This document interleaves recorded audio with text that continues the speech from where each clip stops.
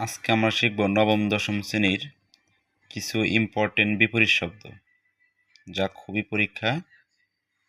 পরীক্ষার জন্য গুরুত্বপূর্ণ।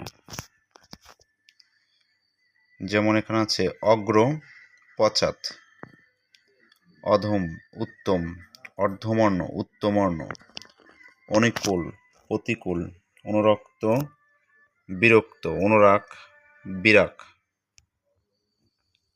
আবশ্যক, অনাবশ্যক, আবির্ভাব, তিরোভাব, উৎকর্ষ, অপকর্ষ, উন্নতি, অবনতি, ওস্তাদ, সাগরেদ, কৃতজ্ঞ, অকৃতজ্ঞ, কৃত্রিম, স্বাভাবিক, কোমল, কর্কশ, ঘাতক, মহাজন, ঘৃর, ব্যক্ত, গৃহী, সন্ন্যাসী, চেতন, অচেতন।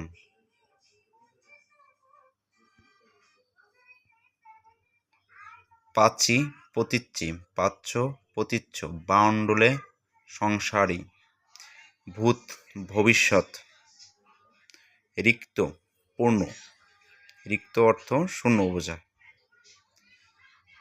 তারপর হচ্ছে সঞ্চয়, অপচয়, সাকার, নিরাকার,